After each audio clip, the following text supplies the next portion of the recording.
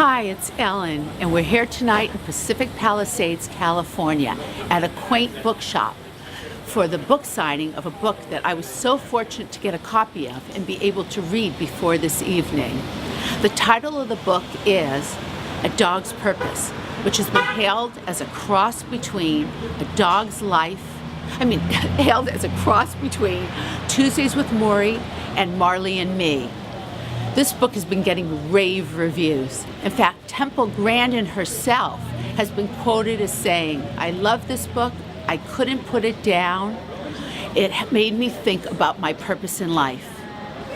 A Dog's Purpose is about a dog which is reincarnated to have 4 separate lives. But he reflects upon his previous lives and the lesson learned in each of these lives. But ultimately, he searches for his true purpose as a dog and what that purpose should be. The whole book tour thing, which I've done pretty extensively, is kind of passe. It's not worthwhile, to sell that many more books because of it, right? Mm-hmm. Is that how you... What's not worthwhile? Everything is worthwhile. Don't be. I guess I'll send an author if he wants to go. Right. But if you're I just don't think it Stephen works. King or J.K. Rowling, Stephanie Meyer. Yeah, they don't need to. They don't need to, and they don't want to. But those would work. People would show up in droves for those. But would it sell more books? I don't think so. I think those people are going to buy the next Stephen King anyway. Anyway, if they're that big of a fan that they're going to run out to see him. That's good. So, Catherine, what was your favorite scene from the book?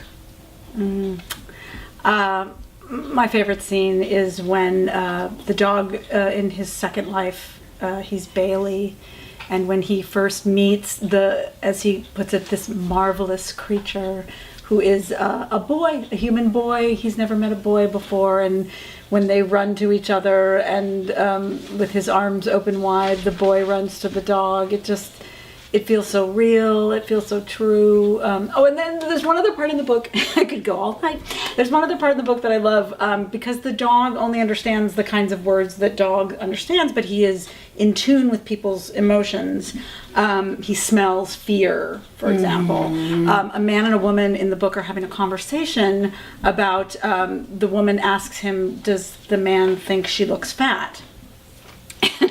All of a sudden the dog completely goes on point and he writes, in his voice in the book, he says, "Something horrible was happening. I could feel the fear washing off of the man, and it's horrible, it's horrible." And all that it is this man is being forced to answer the question no man ever wants to answer, which is, do I look fat in this? And the dog just thinks that something horrible has happened. I love that scene also. And you know what, as a cat as well as a dog person, I love the dog's perceptions about cats. Yeah. And in the end, he does make friends with a cat. Towards the end of the book, in his last life, he does become enlightened enough around the topic of cats to actually purpose in life. And they curl up together in the barn, and it's pretty sweet. Yes. We're here with Catherine Michon, who has a show of her own on bigisgood.tv called My Video Snacks. And I know this is supposed to be an animal show, but because she is the beautiful fiancée of the author of A Dog's Purpose, we're going to let her talk That's about my new job title, the beautiful fiancée of the author of A Dog's Purpose. I like it. It's a good title. So, Catherine, we're going to let you talk for a minute about your show. Oh, well, my show is called My Video Snacks, and basically I'm showing viral videos, and I'm joined by a shirtless co-host who hand feeds me chocolate while we watch some of the most trashy videos that are out there on the internet.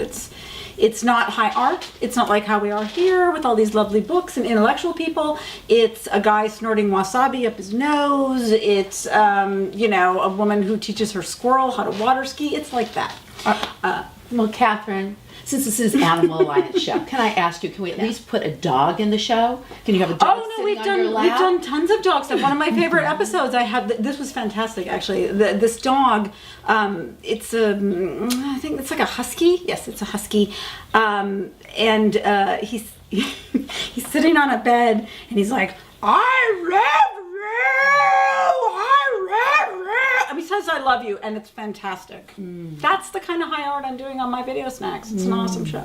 That's an interview we won't be doing on this show. No. Okay. But if it did, it would end with I love you. So, Catherine, I have to ask you, were you a dog person before you met Bruce? Or I was it one was. of these things where he gave you an ultimatum? And you said, No, "Either no, love no. dogs In or-" fact, I'm actually also the author of a book called The Girl Genius Guide to Sex with Other People. And in that book, there's a whole storyline about my dog. So much so that some of the fans of the book, one fan that I have refers to that book as that dog book. It's not a dog book, there's just a great dog in the book.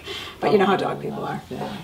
Well, I wish you a lot of success with your show, and I know we both wish Bruce a ton of success with A this. Dog's Purpose. It's the greatest novel. A must read. It is a must read. The book is a novel, as I said, told from the point of view of a dog who reincarnates and remembers all of his lives and is constantly searching for his purpose. Why does he keep coming back, and why does he keep coming back as a dog? What's he supposed to do? The dog is a real dog. He doesn't spout off on Zen Buddhism or anything. He just understands the words that dogs understand. So people have a whole conversation, and if they mention a car ride, he's excited. If not, it's very boring. But you hear about the conversation in the book, so he's kind of like a tape recorder in the book. So that should give you enough of a setup to hear what he has to read, but what I will tell you is that you are the last people in Los Angeles who will be able to buy this book and have it signed and have it dated, which I suggest you do before it goes on. It will debut on the LA Times bestseller list. Yay. This weekend. Congratulations.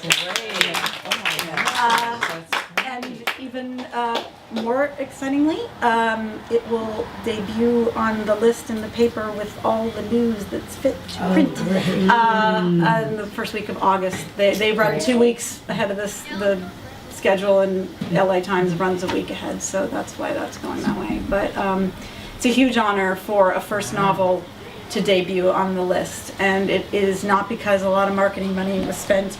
Those dog treat bags represent a huge portion of the promotional budget. It really is on that list because people heard about it through social networking, and they are loving it.